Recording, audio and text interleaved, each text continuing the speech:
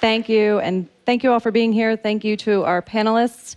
You all have their bios, but I would just introduce them by name. We have Paul Atkins, Bill Bennett, Richard Haass, Chris Liddell, Andrew Liveris. So welcome. We're just going to dive right in on questions. I'm going to start with Chris. Could you tell us a little bit about the Office of Innovation at the White House? What you've accomplished in the first 100 days, what we can expect going forward, and I know you announced an American Technology Council. Maybe you can give us a little insight into that as well.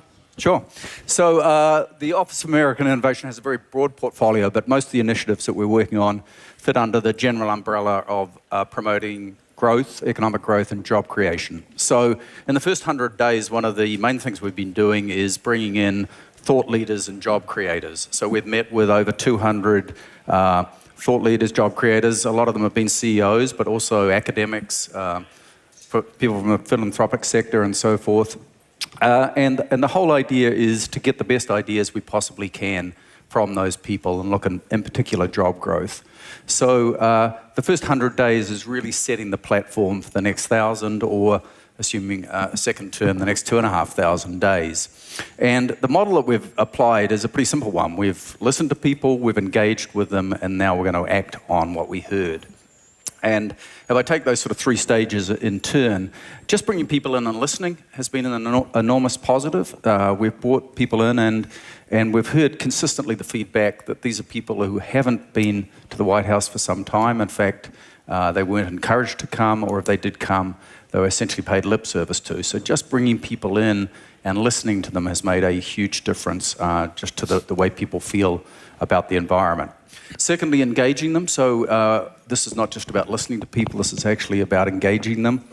So for example, we've broken the sessions up into working sessions. For example, Andrew Liveris next to me here came in with a number of manufacturing CEOs. We broke them into groups around tax and trade, deregulation, infrastructure, and workforce of the future. So big, difficult issues that need to be solved over multiple years. And we engaged them in active dialogue and then reported back to the president. And then the third stage is acting. So we did some things in the first 100 days, but we're really setting ourselves up, in particular in those big strategic areas for actions over the next 1,000 days and onwards from there. The biggest thing really is an extrapolation. It's creating an environment that people can interpret and rely on going forward. And so what we're really saying to people, in particular job creators, is you have a voice in the White House. We won't always do what you want us to do. We have to make trade-offs, obviously. So not every idea is one that we're going to act upon, but you have a voice and we're open to your ideas. And so it's creating in the first 100 days an environment where job creators in particular, but thought leaders who are associated with the big strategic areas that we're in, have a forum and have a voice that we can listen to. So far, incredibly good. The feedback we've got anecdotally from individuals is great. Certainly when you see some of the CEO confidence indicators, people are getting the message that this is a White House which is receptive to job creation and economic growth. Can you point to an example or two where that engagement has resulted in some sort of policy initiative? Sure. Probably the most obvious one was with the auto manufacturers. So a number of auto company CEOs came in actually in the first week of the administration, and we asked them for their ideas. And the consistent feedback was the reinstitution of the mid-year review for CAFE standards. So when CAFE standards were put in place, there was a mid-year review that was scheduled to happen in 2018. The previous administration in January and the few weeks before the inauguration took away that mid-year review, despite the fact that it had been agreed upon. And the industry said, look, we need that mid-year review because the whole environment for auto standards has changed significantly since it was originally put in place 6 or 7 years ago. So it was a relatively simple but incredibly important. There was thousands of jobs at risk. So we looked at it, we thought it was a good idea, we put it in place by executive order. We went out to Detroit, some of you might have seen, and basically had a round table with all of the auto manufacturers, every auto company, not just the major American-based ones, but anyone who manufactured in the US, and had a round table and put that in place.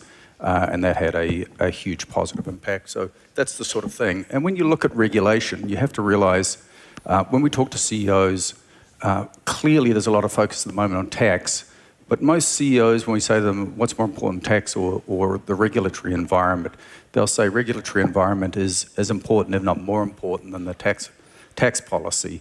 And regulatory environment isn't big headline-grabbing stuff in a lot of cases. It's small individual regulations, one by one. There are literally thousands of them, which inhibit job growth for one reason or another.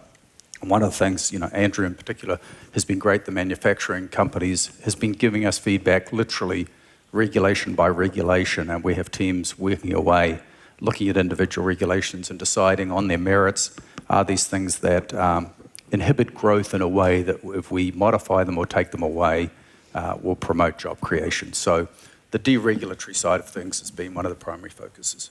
Right, that's what I'm hoping Paul can talk about a little bit. How this president has rolled back a number of Obama administration era regulations. How does that fit into his broader economic agenda, and what is the upside or the risk for business in that? Well, to follow on what Chris was talking about, I think it's really, incredibly important to focus on the regulatory side, because like Chris said, it doesn't grab the headlines. It's rather nerdy, and but it's really essential. It's essentially a tax on consumers, investors, and most of all on people who want to have jobs, because there's been an avalanche literally of regulations over the last 8 years since the financial crisis, particularly in the financial services sector, and it really attacks the lifeblood of capital formation and thus job creation. And so, for example, today we have half the number of banks that we did 8 years ago, and it's not because they all went out of business because they were bad businesses, but they were through unaccountable and unelected bureaucrats who thought that we were overbanked. Through mergers and other actions by regulators, they were consolidated. And so what that means is that we've had big banks grow and we've had little banks not exist anymore. And little banks are the ones who really loan to small businesses. If you look over the last 8 years or so, the larger loans above $1 million have continued to grow like about by 40%, but the ones below $1 million, so somebody who's just starting out with a business finds himself unable to get a loan of below $1 million. And why? That's because of the costs to service it and to source a loan. The same thing in the capital markets. We have half the number of public companies today that we did 20 years ago.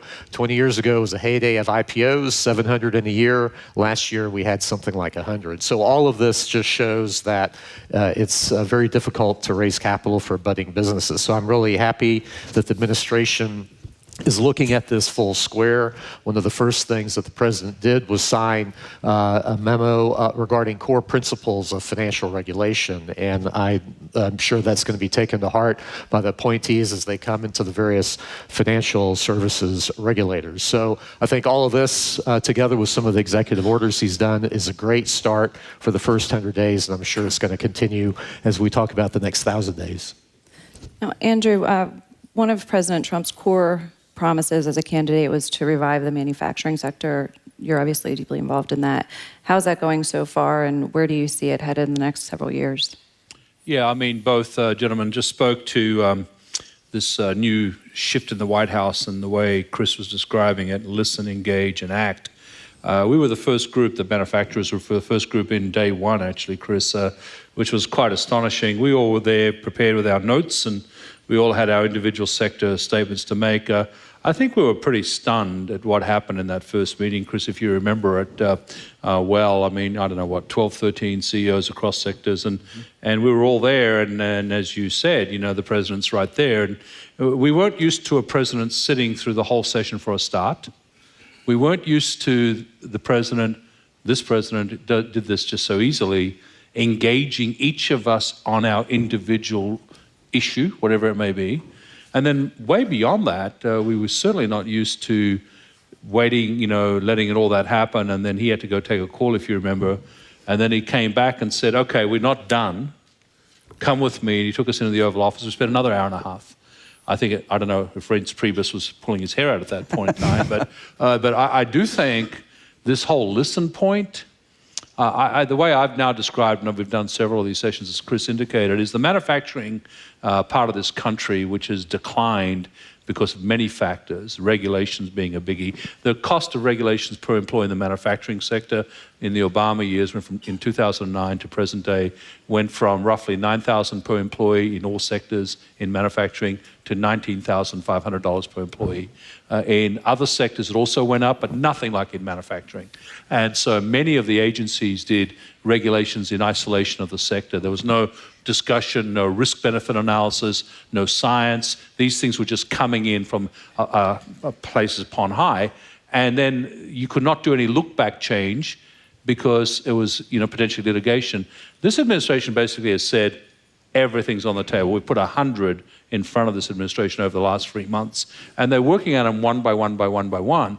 So from a manufacturing headwind point of view, if you just lift that, you'll get job creation automatically occurring because the cost of doing business will go down. But it's not just stopping there. We're also putting on the table topics that are more medium term, like reskilling the American workforce. Automation and modernization and digitization are pretty scary topics from where I'm from, the Midwest. I'm in mid-Michigan. This is classic territory for the president, where a lot of the voter base turned out. What is my new job? Where do I get the skills for it? How do I get trained for it? How do I prepare my children for it? We're graduating far too many university graduates without a destination for their careers. So integrating vocational training, putting in place STEM in schools, this is also part of the agenda. And I think the president's taken that pretty much to heart, certainly the people around him, like Chris. And we've now got a whole program going that is actually going to synergize all of our programs across the country, synergize government programs that exist, put in national skill certification for mobility, make vocational training noble again, so that our kids can look forward to those jobs. And there's 500,000 STEM jobs open in this country right now, and we graduate 50,000 STEM graduates a year. No wonder we have to import skills. So solving that issue, and of course infrastructure and tax. So the manufacturers, you mentioned auto, Chris, all the sectors who were previously pretty much ignored, all the basic industries, now have a seat at the table and are working side by side with the tech industries. And I'm pretty excited by what can be happening here. The 100 days, fast, furious, action-oriented. I will tell you the only issue they have, and Chris, I know you don't mind me saying it because you're in the middle of it. This is a very talented executive. They're resource constrained. They don't have enough people. So they're taking on a lot. Okay, so the next 1,000, we've got to find a way to actually pace this for all of your collective sakes. But I'm very optimistic about what the first 100 days has brought. And if I can just build on that, Sure. the workforce of the future work, I think, is incredibly important. Again, this is not the sort of thing that necessarily grabs headlines, but unbelievably important. And what we've found is there is an enormous amount of really creative, interesting ideas and programs happening out there in the private sector. So part of our role is to think about how the White House and the government can support that and basically homogenize some of our programs with the money we do spend it effectively, and using our convening power in the White House to really promote a lot of the things that are already happening. Yeah, I covered all 8 years of President Obama, and President Trump certainly has a very different style in terms of engaging outside players. He also has a very different style in foreign policy. Richard, you wrote a book about a world in disarray that President Trump, and really any president coming in January, was going to inherit. How do you think the first 100 days have gone? Do you see any sort of Trump doctrine taking place? And also, if you could answer whether or not we're going to war with North Korea, that would be great. Well, it's true that President Trump inherited a world of disarray, and Hillary Clinton would have inherited the same world. I'd say on balance, he's added to it. I'd say the two positive things, though, and then I'll get to the criticism. I think the use of force, a limited use of force in Syria, was warranted both to reinforce the norm that weapons of mass destruction cannot be used with impunity, and the fact that it was limited, I thought, was also wise. We did not want to get fully enmeshed, shall we say, in the Syrian civil war. And I think the United States has persuaded China that what has been U.S. policy towards the North Korean nuclear missile programs for more than 2 decades now can't continue. That it's now reached a critical moment, a threshold, And I think the Chinese have gone back to put potentially more pressure on North Korea. I don't know if that will translate into a somewhat successful diplomatic initiative. We'll see. But I do think that people understand that it can't be business as usual. On the negative side, I could say several things. I'll highlight three. One is that there isn't a doctrine, but what there is a tendency, and it's a dangerous tendency, which is unpredictability. And unpredictability can be a useful tactic every now and then with foes. It is a corrosive approach when it comes to friends and allies. By definition, friends and allies have made the strategic bet to place their security in American hands. So even when the correction is in the right direction, as in many cases it has been, the mere fact that we've gone through these reversals, we've made unpredictability part and parcel of American foreign policy, is to me a costly development. Secondly, alluding to the process issues, you've got a seriously understaffed government. We basically have the Macaulay-Culkin foreign policy. We have a Secretary of Defense and a Secretary of State who are home alone. And that means you simply don't get historical input from bureaucracies, and you don't get the careful oversight of implementation. And the world is not going to put itself on hold while the United States sorts itself out. We have got to get up to speed as a government. And I also think we've got to be very careful about informality in foreign policy. We've seen some evidence of it in the last week or two. The invitation to the leader of the Philippines, the congratulatory phone call and invitation to the leader of Turkey. We've got multiple centers of decision making. I think that is a dangerous way, potentially, to conduct national security. Lastly, and it gets a little bit at the workforce issue, I worry about the bias of our policies on homeland security and trade. To put it bluntly, we can keep all goods out of this country and we can keep all people out of this country, but the jobs aren't coming back. And millions of jobs are going to disappear if Donald Trump is president for 8 years during his tenure. It's going to be because of robotics and artificial intelligence and autonomous vehicles and the like. And we have got to have a serious national conversation leading to a serious policy about what we are going to do for real job creation to compensate for job destruction. And we've got a massive mismatch between the skill set of the workforce and the skill set of the jobs that are going to come into existence. And scapegoating trade and scapegoating refugees and immigrants is not going to be the policy solution. Bill, I don't know if you want to respond to any of that, but also just generally, President Trump came in and he promised to challenge the establishment. Other presidents have promised the same thing and really struggled with that. President Obama said it was his biggest regret that he didn't change Washington. How is this working for President Trump? He's running into a lot of resistance, even within his own party. And do you expect the next 1,000 days to be similar to the way the first 100 days went, or there'll be some changes? First of all, let's not cut him short. He's got 1,360 more days. It's 1,000 days. I don't know why we've already cut another year out, but media bias creeping in. Obviously. All right, no, I'm kidding. I'm kidding, Carol. I'm kidding. I think I'd maybe hesitate to challenge Richard Haass, who I regard an expert and listen to whenever he's on Morning Joe. When he's not, I don't watch Morning Joe, for equally good reasons. But unpredictability compared to what? I mean, I agree with you, but a little uncertainty in the minds of some of our enemies may not be the worst thing. And I think an unpredictability about whether you'll act in certain ways is better than a kind of sad predictability, like saying of a president, will he ever act? Will he ever follow through on his word? Will he ever do anything?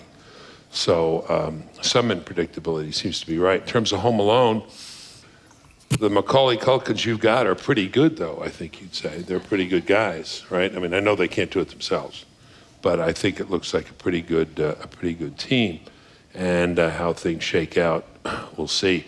I'll leave the finance and job stuff to the other guys, except to say, since it's the point of intersection among all the panelists so far, education and training for those skill jobs. However, warning, if we train people for skills like welding, as we train them for reading, they'll be slicing each other up in body parts. We do a lousy job in education, to be continued in 2 hours with Secretary DeVos. But in the first 100 days, I think he's done fine. He's certainly taken on the big issues. He's certainly taken on a lot of the issues he said he would take on. I point to one which seemed to be the theme, or large part of the theme for the first part of the campaign, immigration. Without that wall, just with the rhetorical wall, we read that 70% decline in immigration across the Mexican border. I read this morning in the Washington Post that arrests of criminals are up and deportation of criminals, foreign criminals are up as well. So that's a real thing. I believe we're going to get tax reform, and my guess is it will be pretty substantial and have a pretty substantial effect. This whole move of devolution back to the locals and back to the states, whether it's EPA or other things in the financial markets, I see in my old department, education, and Betsy DeVos will be speaking later, but enacted just before President Trump came into office was ESSA, the Every Student Succeeds Act. This is an old idea that states and locales should have the primary responsibility in education and not the federal government. That is, they should be the major players. Let's let the states decide what they want to do. I'm working very closely with state legislators on this. But again, it's a part of the general move to return the power to the states, the power to the locales where schools are actually made better or not. The other thing I have to comment on is just the cultural shift in Washington. It's extraordinary. I've been around, I guess, forever now, it seems like it. And I've never seen anything like it. I mean, I joked about 1,360 more days, not 1,000. But some people are looking forward to it. A lot of people, most of the people I know, are sitting there like in a prison cell marking the days. I've never seen anything like this. I mean, I don't like to use excuses as an old athlete, but headwinds. I mean, he's got the Democrat Congress which just says no, whatever it is. No.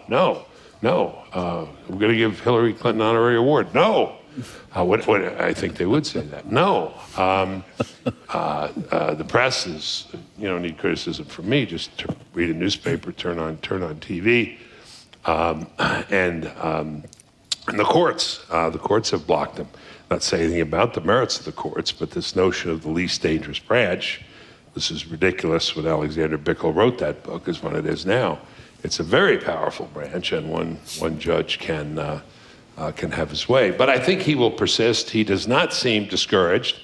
He seems to have loads of energy, which Hamilton said was the essential requisite in the president. Energy in the executive, he said. A strong, well-mounted executive. We don't need to get into that. There's been enough said about that over the last bit. But that was Hamilton, not the one in New York, not the play in New York, the real Alexander Hamilton. And he does seem to be about his business. We're going to have a vigorous debate. I have fewer friends than I used to. I think I'm the only PhD in philosophy from the Academy who voted for Donald Trump. So there's no journal for me to write articles for anymore. Too bad.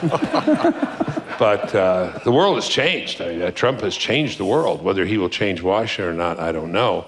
But the White House Correspondents' Dinner was not what it used to be, and that's a good thing. Right. I want to go back to his legislative approach. And he's obviously encountering a lot of resistance on the Hill. President Obama did too, from Republicans. What we've seen so far, if you just take this spending bill deal that this president cut, is he got $12.5 billion increase in defense spending, but also gave a lot of concessions. A number of things: $2 billion for funding for National Institutes of Health, funding for Obamacare subsidies, EPA, Planned Parenthood.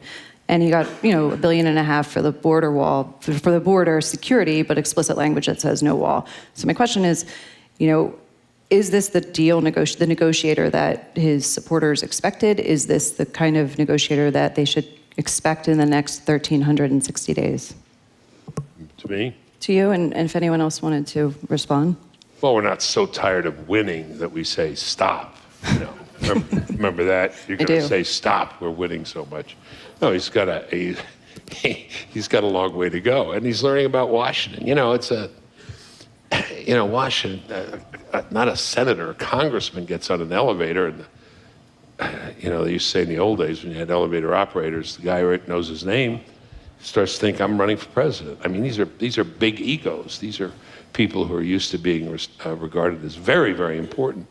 And I think a lot of them feel they haven't been treated right. The mess on healthcare kind of showed that. But I think he learned, and that's a good thing. Okay, I messed that up.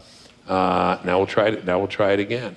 And stuffing things into spending packages as old as Washington will continue to be.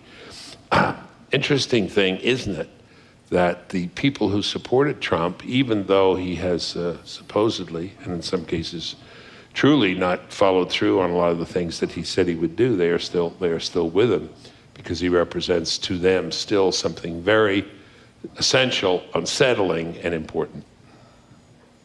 Yeah, I think one thing too to note is that there has been a lot of activity on the Hill in Washington that doesn't get a lot of press, and among which is the Congressional Review Act, which for the first time ever, it's really being used to good effect by the new Congress. And this gives Congress the power to review, as we were talking about regulations before, regulations, and to basically vote them up or down. And they have to fit within certain criteria and all that. So Congress has whacked away at quite a number of them, and the president is signing those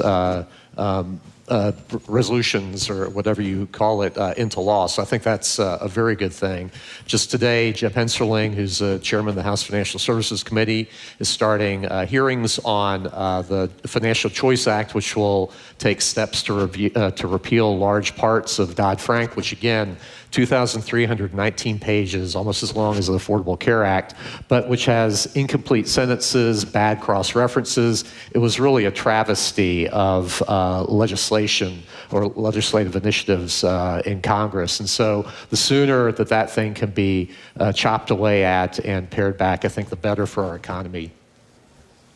No, I also think you got to remember how we got here. As I said, I live in the Midwest. There's a big chunk of the country that thinks the president's doing just fine, and Congress, better be careful here, especially the Republican side. The base of the Republican Party shifted enormously with this election, and this formation of this new Republican Party is before our very eyes. And so Paul Ryan, Mitch McConnell, they've got to be very careful here that they don't do anything that really hurts the agenda called job creation. And if we understand what's going on with job creation, it's modernization, it's automation, but that's not what's out there. We have to help our people understand why they're losing their jobs. There's 7.5 million unskilled jobs that have left this country in the last 10 years, but there's about 5 million that are being created, of which 500,000 are unfilled. And so we've got to get those dynamics going for the country and explain it to people. And I think the House is going to be very careful here, especially as we get into the tax plan thing, because tax reform has to happen. The bones of it are out there. The details have to be worked out. But if it's the Republican side that actually starts to slow it down and maybe crashes it, I think 2018 is going to be a very different story.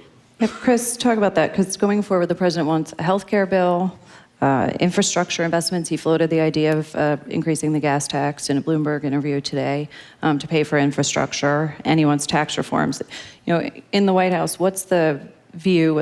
What do you guys feel most optimistic about in terms of getting those things done?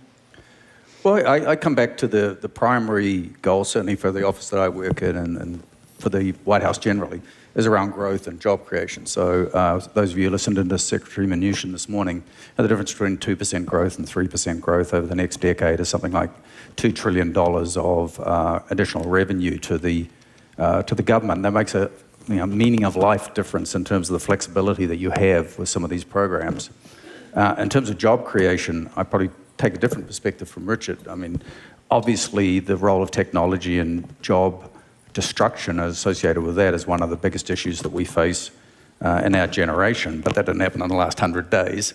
And it certainly, every country in the world is facing it to a greater or lesser extent. Absolutely. Interesting, the counter I would say is, I actually think America is vastly better set up than most countries to succeed in that environment. One of the reasons, if I just take one segment to come back to manufacturing, and again, this is slightly counterintuitive, as robotics has become much more prevalent, the embedded labor cost in most high-tech manufactured products has become increasingly less. For a lot, it's probably less than 10% of the finished cost. As you get to those sort of scales, the differential that we previously had in moving to manufacturing to cheap labor places starts to dissipate and is overtaken by transport costs, supply chain costs, foreign exchange risk, and potentially trade policy changes. So interestingly, even in the last 100 days, we've had international manufacturers approach us looking seriously, this is again not just lip service, seriously at manufacturing plants or manufacturing goods which haven't been manufactured in this country for the last 2 decades. I know Andrew and a lot of the people who are already here are looking at expansions. So is that going to solve all of the problems, Richard? Absolutely not.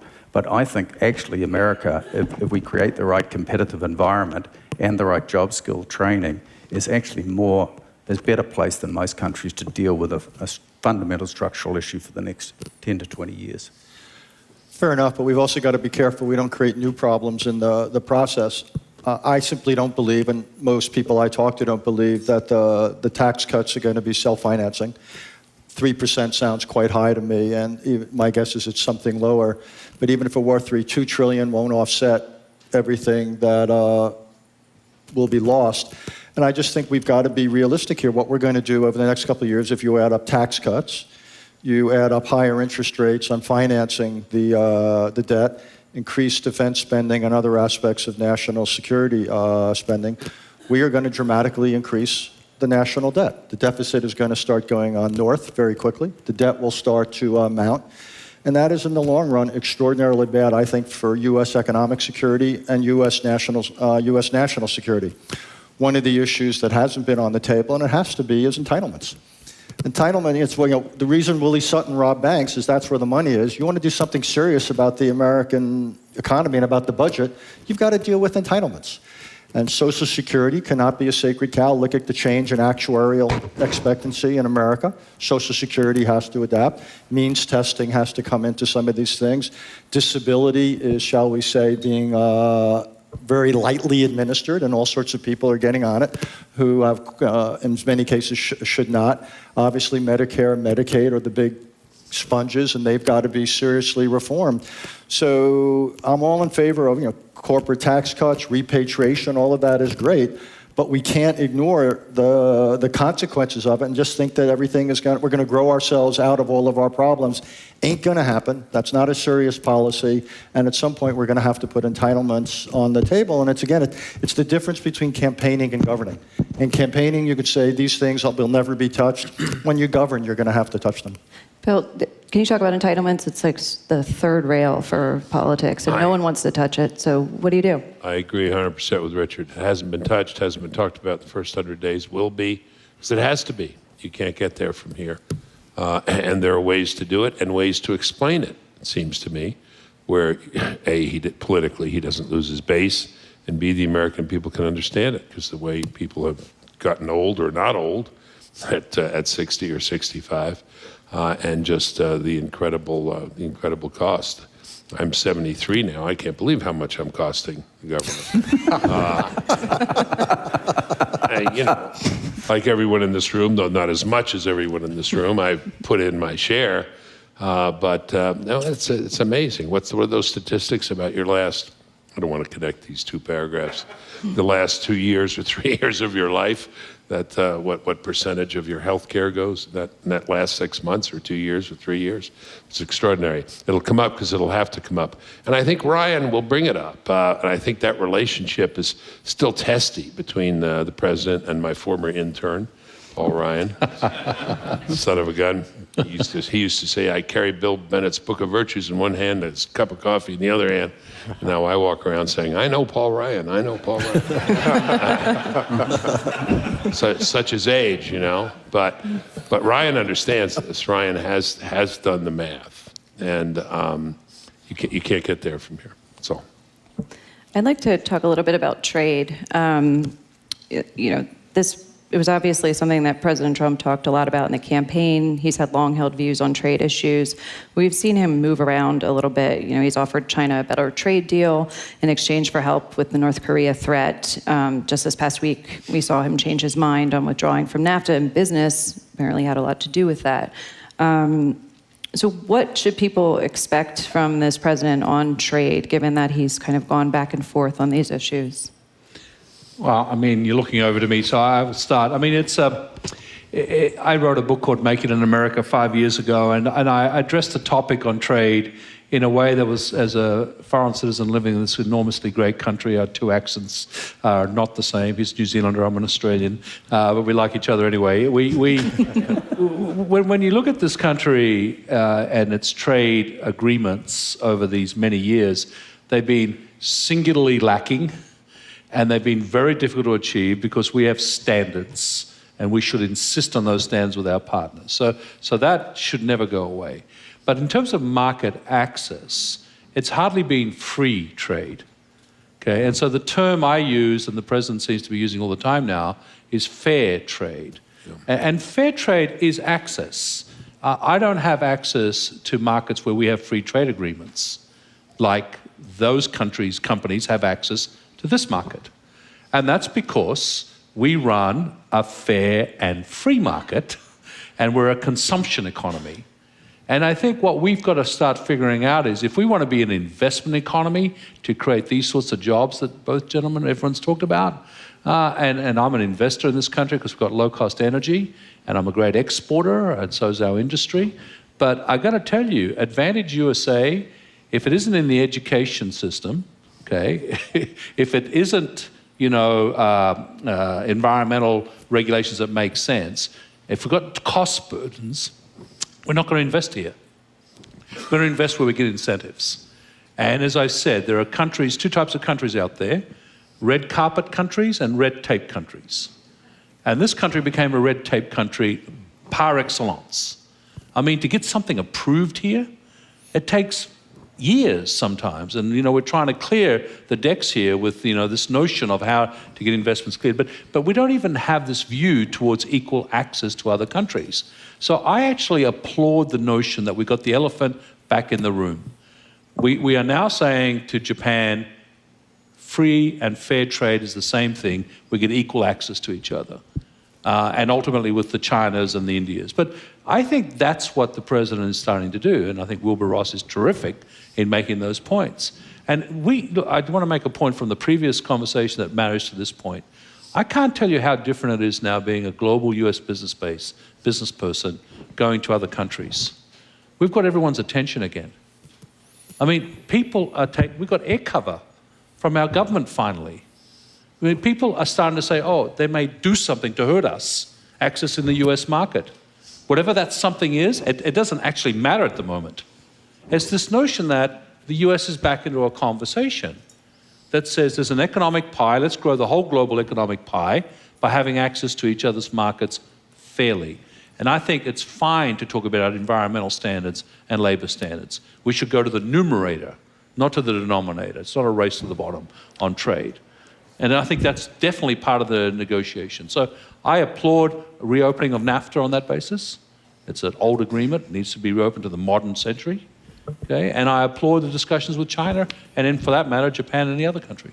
Yeah, and also to throw in too, I mean, trade, tax, and other sorts of regulatory impediments, like Andrew was saying, are all very much intertwined. And so for us to re-look at the repatriation of American profits from abroad, American corporate profits back here, I think is absolutely essential. But also we have to cannot forget, and I think the president's, like Andrew's saying, is using this to good effect, is that the United States is an incredible investment destination for foreign companies. And so we've seen that throughout our history, and we're in grave danger of losing that if we don't forget that we need to keep a friendly environment to do business and to be welcoming to investors. Can I just push back on trade for 1 second? Unless Sure. you want to move on. No, why don't you do it? Well, can you hold that thought for 1 second? Because I just wanted to ask Chris a quick question. How is this president balancing, when it comes to trade, balancing the views of some of his supporters and advisors in the White House who are more nationalist versus some of the views of business, which are at times at odds? Well, I think that's one of the things that we've facilitated. I'd say that in the first 100 days, obviously trade I'm not in charge of trade policy, so I can't speak to it specifically, but I have facilitated an enormous amount of input from the private sector and from other people who are impacted. And the one thing I will say, both in terms of views inside the White House and views outside the White House, virtually every session we have run, trade has been on the agenda in some form or other. And the one thing that we have been successful is to say to people, you may or may not like everything that we do in the trade area, but your voice will be heard. We are not going to make trade policy in isolation from the people that it impacts. So exactly where that balance falls out, we shall see. But I think this White House has basically said, we are open to discussion. We're open to input from anyone who is impacted by trade, either positively or negatively, in terms of the initiatives that we're looking at. And Andrew alluded to that in some of the sessions, but virtually every session that I've been involved in, it's been a topic of discussion. Okay. So, Richard, Andrew mentioned that President Trump has gotten everyone's attention in the world and on trade and other issues. How do world leaders see President Trump, and what are other countries making of all this? Well, there's good attention and there's bad attention. And we've gotten everybody's attention, but the question is it constructive? We got people's attention in Mexico, and we're well on our way towards electing a gentleman, Mr. Lopez Obrador, the former mayor of Mexico City, as the next president of Mexico. And then we'll have very different bilateral agenda. In South Korea, the really vehement criticism of the U.S.-South Korea trade deal the other day, look at the impact that's going to have on the South Korean elections coming up in a couple of weeks and see whether you're thrilled with the outcome there. So sure, we get people's attention. But what we're basically saying, and it's consistent with the inaugural America First, the outright embrace of protectionism, we're essentially saying the United States, which is the principal architect of this global trading system, now approaches it differently. And just to say for a second, this global trading system hasn't been bad for us. Last I checked, we've grown pretty robustly over the last 65 or so years since it was established. We have a very effective dispute resolution mechanism in the WTO. We have millions and millions of high-paying, export-oriented jobs. Trade has been a form of development assistance which is much less prone to corruption than simply transferring dollars. It's lowered prices here. It's been anti-inflation. It's given consumers choices they wouldn't have otherwise had. It's introduced technologies we wouldn't have had. So we just have to be careful, I think, which is not to say agreements are perfect. And I think the approach to NAFTA is good. It's a 23-year-old agreement. It didn't even imagine digital commerce. So obviously something has to be done with NAFTA, but you do it with Canada and Mexico rather than to them. So I think we've taken a step in the right direction. I think the unilateral decision to pull out of the Trans-Pacific Partnership was a strategic error. Trade is also a real form of glue with our allies. It's part of the unpredictability now that we've introduced into things. I don't want our allies being off balance. Again, with foes every now and then, fine. I don't want people who have placed their strategic bets with us to think that we're no longer reliable, particularly after a painstaking negotiation where they went out on a limb, as they did in Japan, for this agreement. So actually, I wish we had done with TPP what we did with NAFTA and simply say, we think it's got flaws, let's try to correct it. And the president could have done that with the other 11 countries that negotiated it, or he could do a side agreement with Congress. But whatever the imperfections of the trading order are, I just think we have to be extraordinarily careful that we don't throw out the baby with the bathwater, because this has been a powerful engine of American growth and a powerful engine of American global leadership. Now, the Trans-Pacific Partnership was already dead by the time the president pulled out of it. You think he could have revived that and got Absolutely. Congress to get on board? Look, who better than Donald Trump to have basically resurrected the Trans-Pacific Partnership? And what he could have done was he had two options. He could have tried to reopen the negotiations, admittedly extraordinarily difficult when you have that many people around a table. Trade negotiations are a nightmare. Or what I would have recommended was a side agreement with Congress saying, there's the following 3 or 4 or 6 areas of the agreement we don't like. Here's what we, the Congress and the President, are going to commit to if certain issues arise. It's akin to the way the Congress used to deal with problems in arms control agreements. Rather than renegotiating the agreement, you have side understandings, for example, what we would do in the case of what we judge to be currency manipulation. Then we could have stipulated what we would want to do. We could go through these agreements and where we saw the flaws or shortcomings, and we could have addressed them, I think, in a deal between the President and Congress. I just think junking the agreement was the wrong way to go, and I actually think the NAFTA approach is far more constructive. Bill, what do you make of, what's your take on this idea that Richard raised, which there's good attention and bad attention, and that? I'm not expert enough on trade to talk about it. Gentleman in the end may want to comment. He started this with the getting people's attention. He may want to respond. Wow. So I mean, I just want to speak to Richard a little bit here because the percent of automobiles sold in Japan that are US made is what? And what's the percent of Japanese automobiles sold in the United States and is what? And is that fair trade?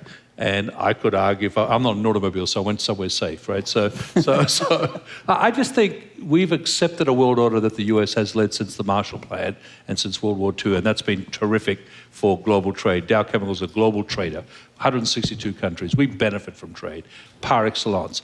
But I go to places where my competition is subsidized. I go to places where not just capital, but labor is subsidized at poor environmental standards. And I think we have an obligation to put the right trade agreements in place, not just accept any trade agreement. And I would say TPP was as good as the worst country in the 12. And that's what I saw. And we were up close and personal. And my industry was still excluded from Japan, for that matter. Right? So, you know, I would say this trade. I think we've got to do our homework better involving business on trade agreements and let the geopolitics follow it rather than the other way around. And that's where I would say, Richard, I think the conversation needs to be more acute. This White House hasn't shown me anything on the trade negotiations yet, but the promise of it is there. And I actually would like to be at the table, not on the menu. Because you say, like what you just... Okay. But Andrew, what you just said about subsidies, Yeah. that's totally legitimate. Look at the way China is subsidizing certain businesses. And and trade agreements up to now haven't had a mechanism for taking that into account. Okay. Yeah. Let's put that on the agenda. Same thing with certain types of currency issues. Yeah. Trade agreements haven't had the mechanisms. I'm fine Let's with put those up. That's what we've got to do. But that seems to me we want to move it up and expand it. And that's where, again, I think the NAFTA renegotiation holds out that promise. Ironically enough, already you hear the negotiators talking about what? Cherry picking some of the best aspects of the TPP agreement and putting them into NAFTA. I'm not saying any one of these single agreements has got it right, and there's obvious imperfections. But I'd also say in Japan, the imbalance in trade is about 2-to-1 in Japan's favor. I just sort of say over the last 3 decades, if I had to choose an economy, let me say I much prefer ours as to Japan's. Again, trade has not been this major millstone around American economic growth, and there's a ton of studies showing that 80 to 90% of job loss in this country is not trade related, it's technology related. So let's get serious about how we're going to deal with changing technologies. Okay, I'd like to switch to Congress and the next, year. What do you think the president can realistically achieve with this Congress? You. Well, I think he can get tax reform. As was said earlier, if Republicans block him, it'll be to their embarrassment and maybe worse than their embarrassment. Maybe, but I think tax reform is a big deal. I think healthcare as well, and those would be tremendous achievements. Everybody in the Congress is looking at 2018, and they're not sure which way it's going to break down yet. They're not sure which way it's going to go. They're also looking at the country and how the country is reacting to the president. And I find one of the things I find interesting is that the press, or at least a lot of the press, continues to report that Trump is at 43 in approval and 53 disapproval. And that's 10 points. My God, the worst in history. The 10 points he was behind the day before Election Day, right? So, one needs to be careful about that. But whatever the first 100 days, Carol, this is his time to move the Congress because he's got the Congress, at least by the numbers. And I think the learning curve is increasing. I think the relations are improving. But I think those are the two big ones. We've avoided catastrophe so far, stumbles, mistakes. And then I think we'll see some things get through. Bill, can I just ask you a question? When you say move the Congress, do you think you ought to govern if you will, through Republicans, or you think he ought to forget about the so-called Freedom Caucus and try to create something with Democrats? What do you think it should be his model for governing? I think you should first work with the Republicans because I don't think he's going to get anywhere with Democrats. I know he's been encouraged in that direction and let him do it. He had the whole Senate up, as you saw. But it looks to me to be the party of no. If people break away, they're going to be slapped down. I mean, that poor mayor in Topeka, who 10 years ago said, you know, a woman should be able to have a, forget what it's called, the term of art, a sonogram. The party came in and almost destroyed the guy.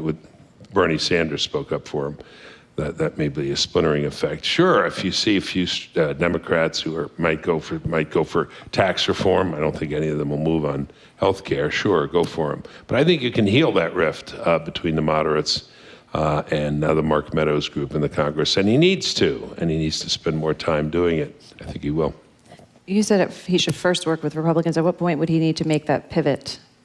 What? At what point would he need to make a pivot if he was to first just try the Republican avenue and then at some point maybe shift to engaging Democrats? What is there? He doesn't need a theoretical, justification. He just does it. He can wake up and tweet one morning that he wants to do it. That's pretty likely. He's a somewhat impulsive man. You may have discovered. So I want to go see the Democrats. I'm going to invite the Democrats up. And that would be fine. There's a kind of comfort in that too. He can move pretty freely and does move pretty freely.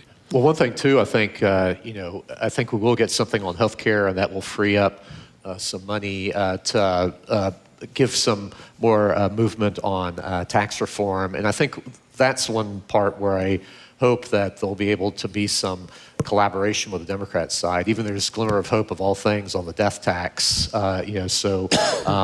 With things like that, I think we could have pretty significant tax reform before the end of the year. We should have a panel on the Democrats' first 100 days. In terms of collaboration, I just add there's some things. Obviously, there's focus on the big healthcare tax and so forth, but there's a lot of things our office is focused on which are much more bipartisan of nature. Again, they're kind of in the boring category, but incredibly important. So we just launched, I think you mentioned right at the start, something called the American Technology Council, which is going to look at modernizing all of government services.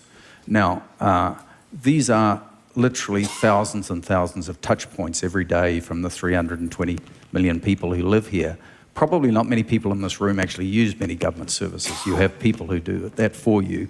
But the average citizen spends a huge amount of time with an incredible frustration dealing with the government. So their experience with the private sector in terms of technologies here, their experience with the governments down here, mainly because our systems are something like 20 years out of date. So these can be very simple things that the average citizen deals with every day.